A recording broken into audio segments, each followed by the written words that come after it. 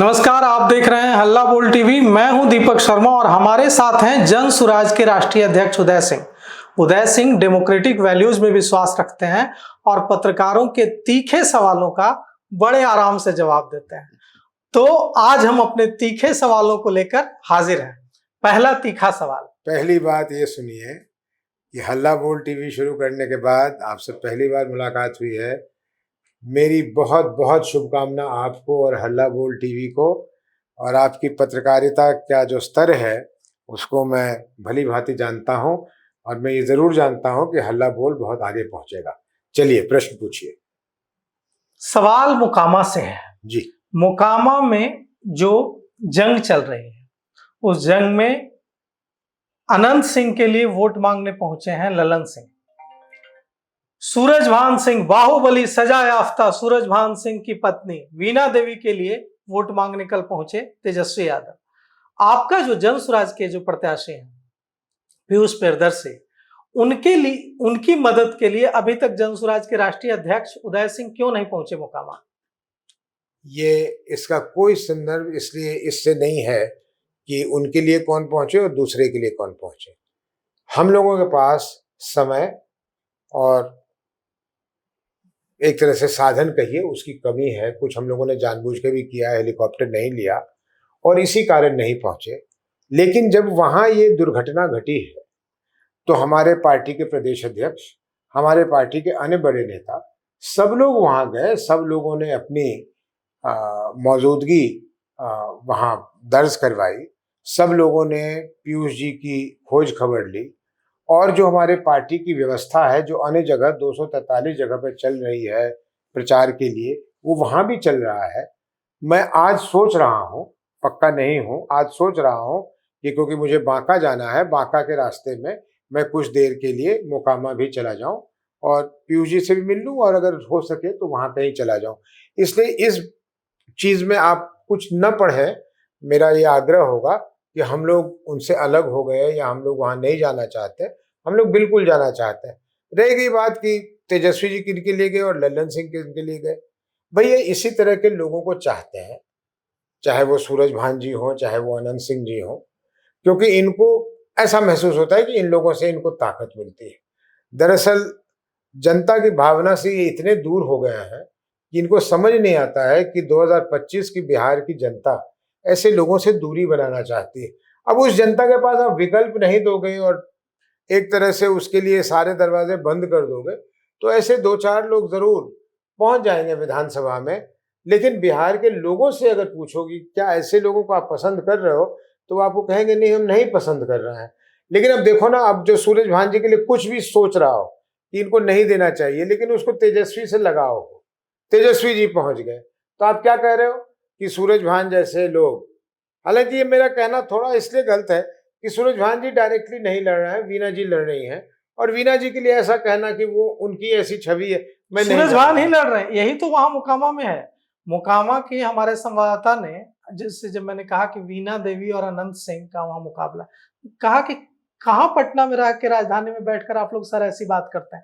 वहां लड़ाई जो है वीणा देवी और अनंत सिंह में नहीं है, सूरजभान और अनंत सिंह में।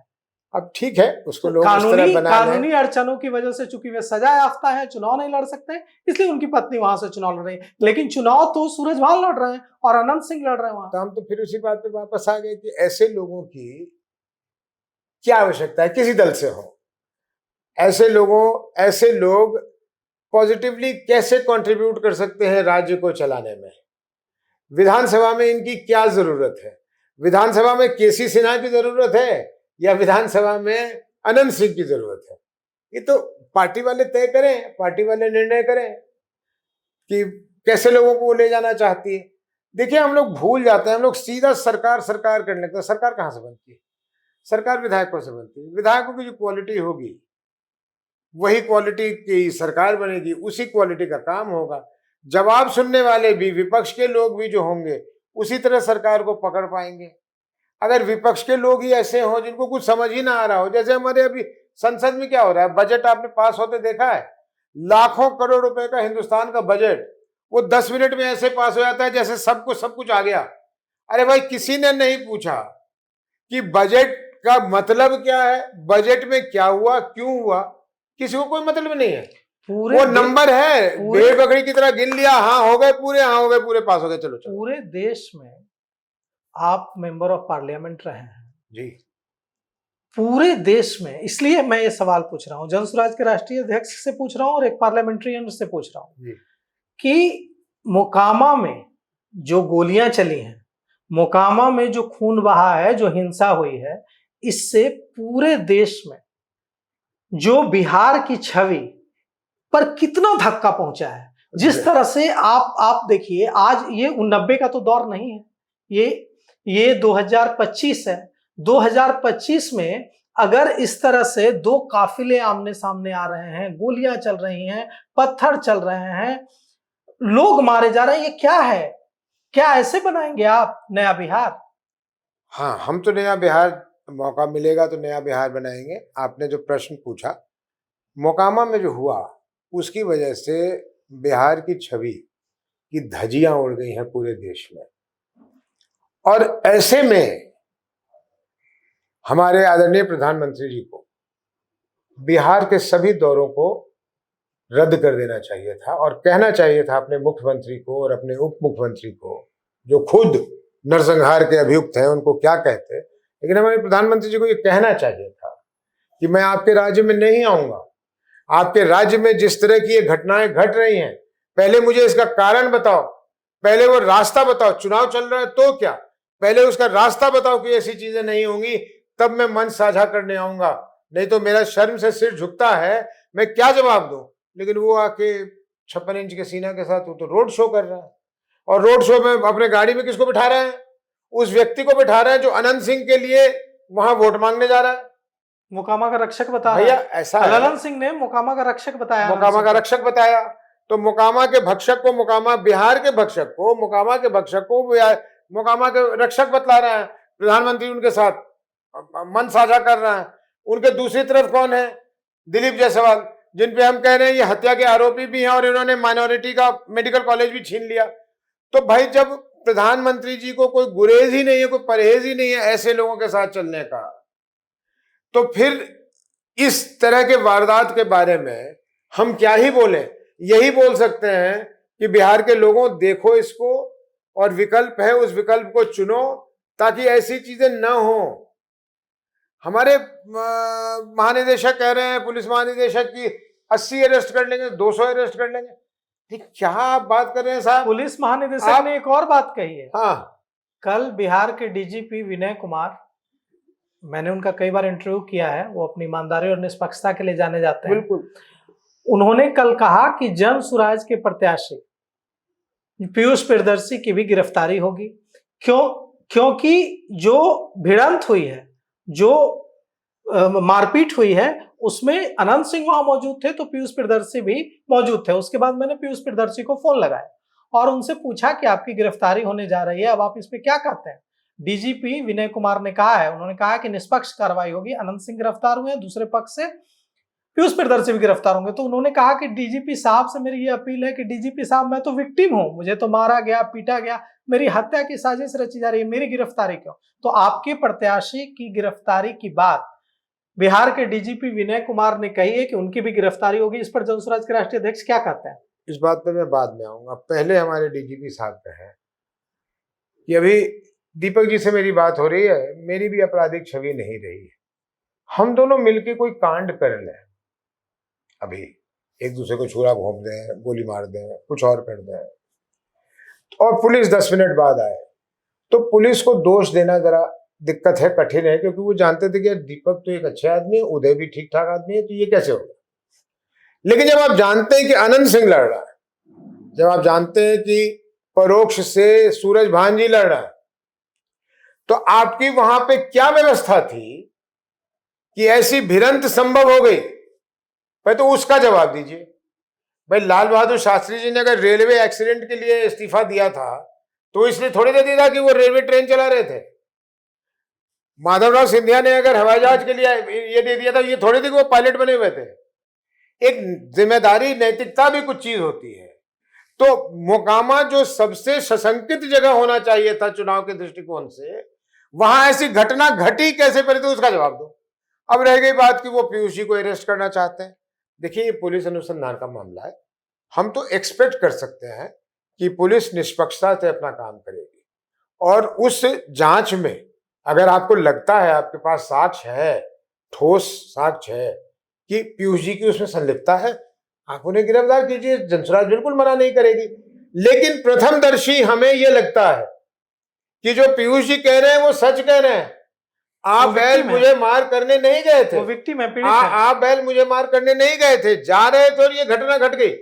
अब ये कहना कि जब घटना घट रही थी, आपके लोग पिटे जा रहे थे, तो आपने क्यों पत्थर चला दिया, इसलिए आप भी अरेस्ट होइएगा, ये मुझे थोड़ी सी मूर्खता की बात लगती है। क्योंकि अपने सेल्फ डिफेंस में कोई जो भी उसके पास साधन होगा, उसने कोई AK-47 निकाल के तो गोली नहीं चलाई। अगर पत्थर फेंक दिया उसने, जो हमारे डीजीपी साहब कह रहे हैं कि पथराव हुआ है, तो पत्थर तो चलेंगे ही। सामने वाले को आप गोली से मारे, उसके आदमी को आप, उसके साथ जो भी व्यक्ति चल रहा था, उसको आप गाड़ी चढ़ा के उसकी हत्या कर दे, ये पत्थर भी ना मारे, और पत्थर मारे तो आप इसको अरेस्ट कर लीजिएगा। उसी तर्ज पे इसको भी नापिएगा जैसे यही अपराधी है।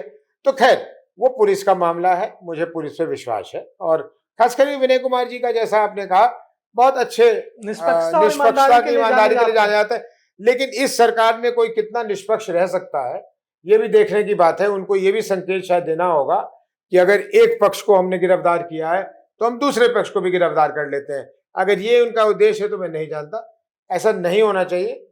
जांच करवा लें और FIR करवा लें, शायद FIR हो भी गया है। अगर उनको लगता है कि मेरे पास ठोस कारण है पीयूष जी को अरेस्ट करने का, कर लें हम। जनसुराज उसमें थोड़ी मना करेगी, बिल्कुल नहीं मना करेगी।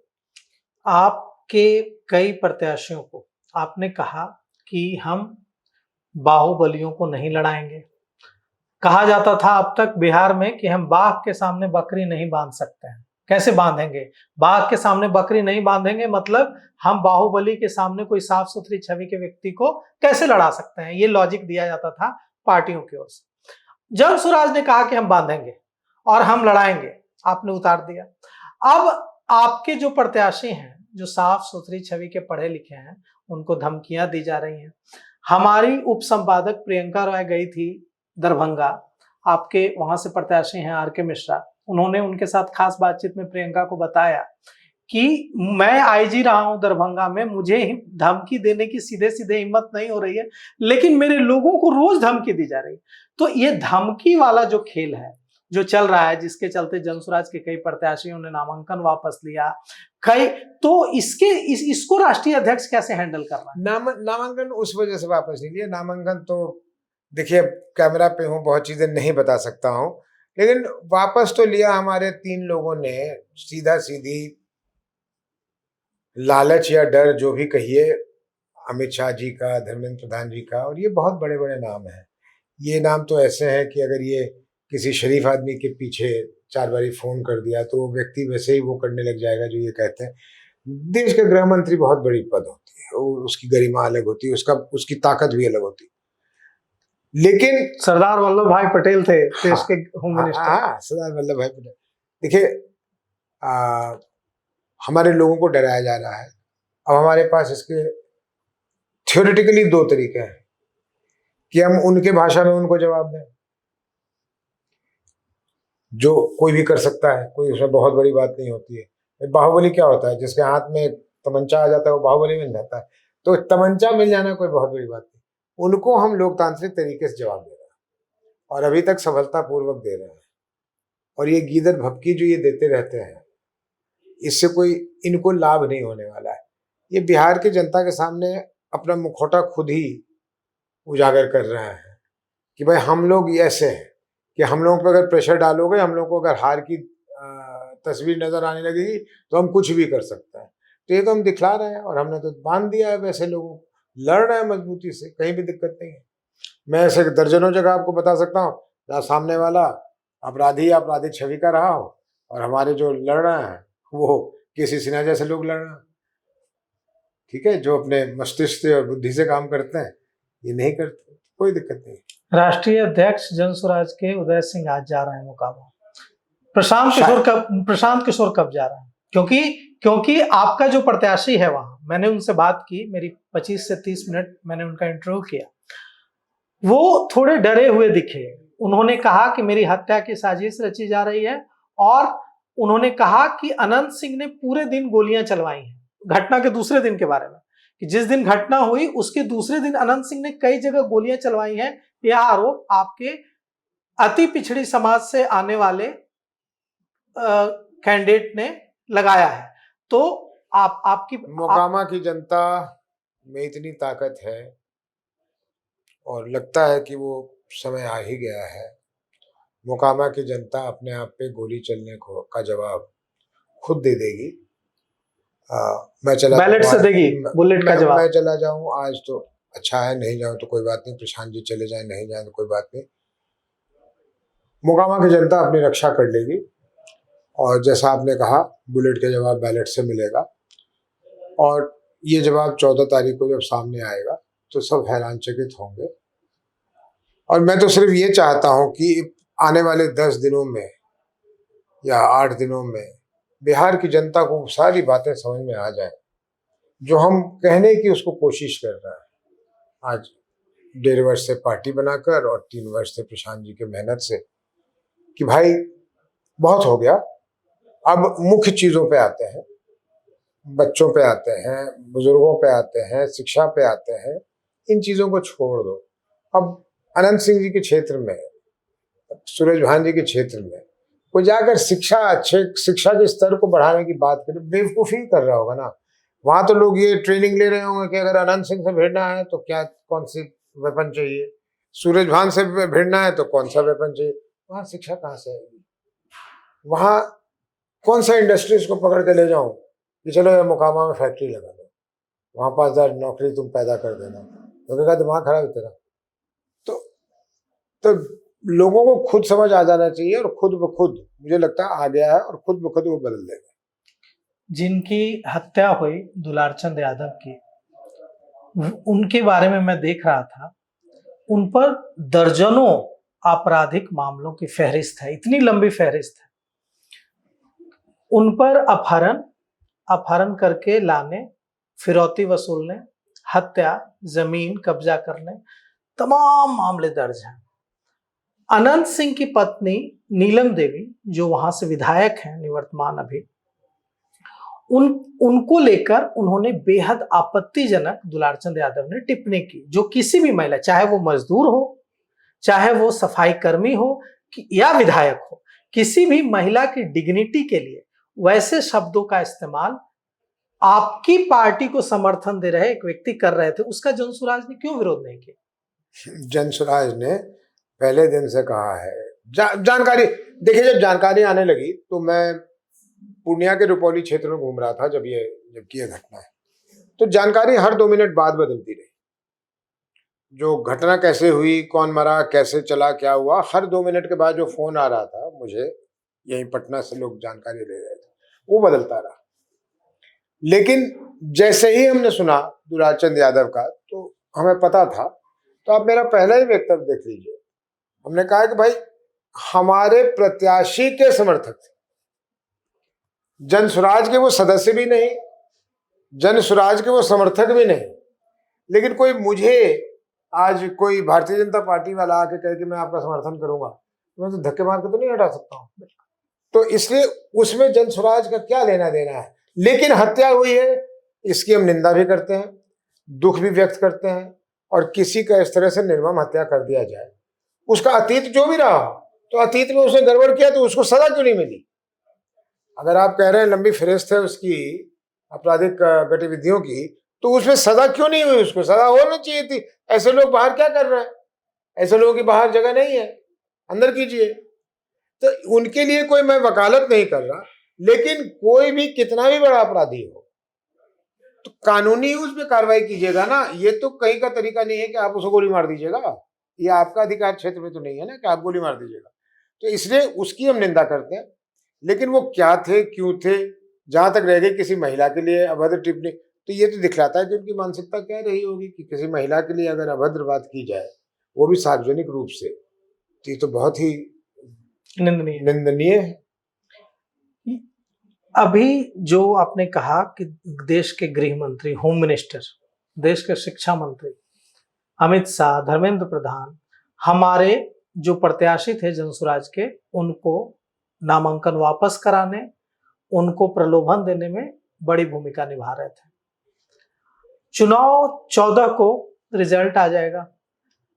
जो तस्वीर आ रही है, जो ओपिनियन पोल सो कॉल्ड जो आ रहे हैं, उसके मुताबिक मेरी जो समझ है बन रही है, उसके मुताबिक हंग असेंबली हो सकती है इस बार। अगर हंग असेंबली होती है और 2005 में जिस तरह से सत्ता की चाबी रामविलास पासवान के हाथ चली गई थी, उस तरह से सत्ता की चाबी अगर जनसुराज और जनसुराज के राष्ट्रीय अध्यक्ष उदय सिंह के हाथ आ जाती है, और उसी तरह से देश के होम मिनिस्टर और देश के बड़े बड़े मंत्री अगर आपके विधायकों को वैसे ही डराकर, वैसे ही धमकाकर तोड़ने और पाला बदलवाने की कोशिश करेंगे, तो आप कैसे निपटिएगा उससे? प्रशांत जी तो इस बात को कह चुके हैं। मैं प्रशांत जी से इस बात पर सहमत नहीं हूँ। मेरी असहमति है उनसे, मेरी इस बात पे बात नहीं हुई है, लेकिन असहमति है। हम मुझे एक विधायक मिले या 243 विधायक मिले, मेरे लिए वो मेरे पार्टी का बहुत ही अमूल्य महत्वपूर्ण अमूल्य व्यक्ति होगा, और हम पूरी प्रयास करेंगे कि वो वहीं बना रहे, चाहे वो अकेला हो या बहुत तादाद में। जनता की आवाज बने विधानसभा में। बिल्कुल, और ये हमारा प्रयास होगा कि वो कहीं ना जाए। रह गई बात गृह मंत्री के तिक्रम की, ऑपरेशन लोटस जिसका नाम है पूरे देश में, वो ऑपरेशन लोटस चलाएंगे।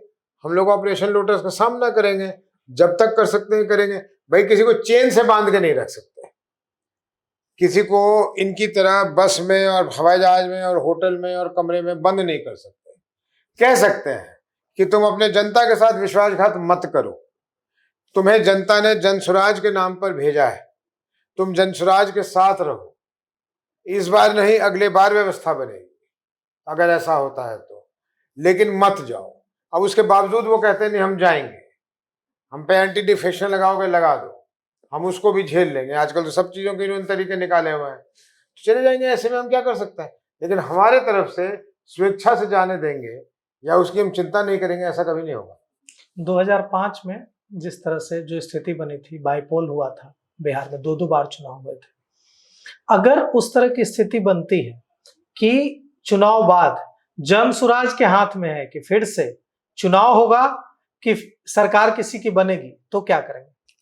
इसमें फिर मेरा सोच कुछ और है, शायद प्रशांत जी का सोच कुछ और हो, और अंतोगत्वा जनसुराज में अगर वो बिल्कुल ही अड़ जाएंगे कि वैसे ही होगा तो शायद लोग मान जाए। लेकिन मेरा अपना मानना है कि तुरंत अगर वैसी स्थिति बनती है तो तुरंत एक नया चुनाव थोप देना बिहार के गरीब जनता पे थोड़ा सा ज्यादा हो जाएगा। हम लोग किसी को समर्थन नहीं करेंगे, हमारी किसी से कोई तरह की बात नहीं होगी, ये ठीक है, लेकिन जब हम नो कॉन्फिडेंस में जाएंगे तभी तो कोई सरकार गिरा देंगे। तो कोई सरकार अपना बन के अगर वो बिहार के लिए कल्याणकारी चीज, जनसुराज वाली चीजों को करती है तो थोड़े दिन करे। देखिए, हंग असेंबली जब तक ऑपरेशन लोटस ना चल जाए 5 वर्ष तो चल नहीं सकता, उसकी भी मियाद होगी एक, तो वो मियाद तो कम से कम पूरा कर लें ताकि बिहार के लोग फिर से तैयार हो जाए कि एक चुनाव और आने वाला है, कुछ हम भी अपनी परफॉर्मेंस दिखा दें उनको।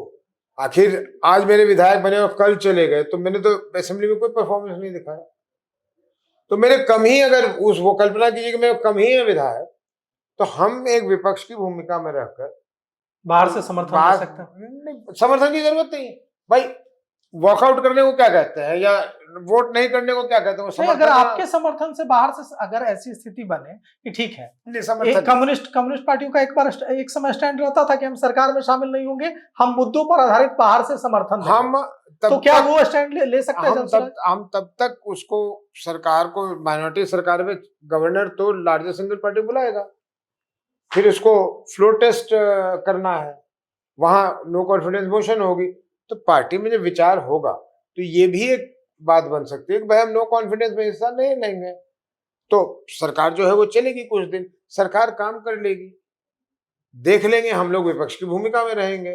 अगर वो कल्याणकारी काम कर रही है तो हम कोई विरोध करने की वजह से विरोध थोड़ी कर रहे होंगे। अगर वो कह रही होगी कि हम सभी बुजुर्गों को ये 2,000 रुपए दे रहे हैं तो हम क्या कहेंगे? नहीं, हम तुम्हारा विरोध करते हैं, नहीं कहेंगे। अगर वो कहेगी कि हम स्कूलों की शिक्षा का स्तर बढ़ाना चाहते हैं, नेतरहाट के तर्ज पर स्कूल बनाना चाहते हैं, तो हम क्या करेंगे? विरोध करेंगे, नहीं करेंगे। तो अगर वो इस तरह के काम कर रही होगी, वो कहेगी हम करप्शन खत्म करना चाहते हैं, तो हम क्या कहेंगे? नहीं मत करो, हम आएंगे तब करेंगे, ऐसा तो नहीं कहेंगे, कहेंगे भाई करो। तो इसलिए उस समय देखी जाएगी।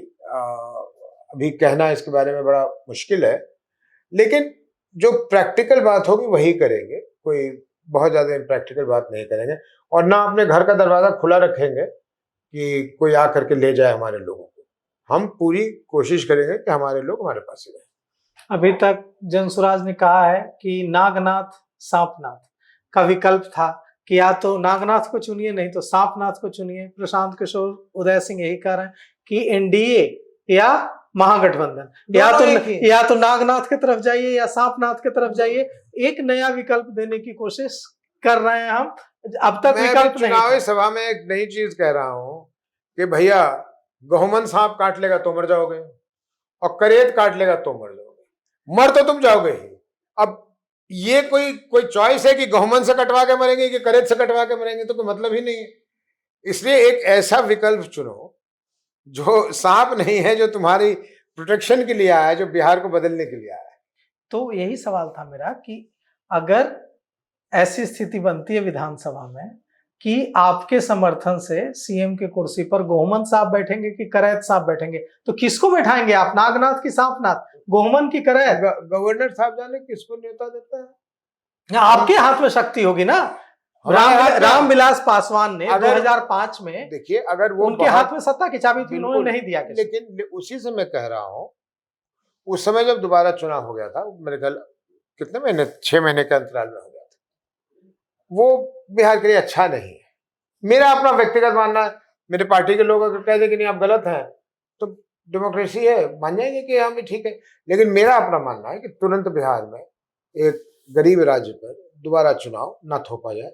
कुछ दिन सरकार चल के अगर कल्याणकारी काम करती है, अच्छे काम करती है, तो करे, यही है। तो सुना आपने, अब कहीं जाना है उदय सिंह जी को, नहीं तो राष्ट्रीय अध्यक्ष से और सवाल होते। लेकिन अगर कोई सवाल मेरा छूट गया हो जो आपके मन में हो और आपको उम्मीद हो कि मैं पूछूंगा, मैं पूछने से रह गया, तो मैं दोबारा मुलाकात करूंगा और उन सवालों को पूछूंगा। आप कमेंट कर जरूर बताइएगा। तो फिलहाल इस पेशकश में इतना ही। आगे की खबरों के लिए देखते रहिए हल्ला बोल टीवी। शुक्रिया।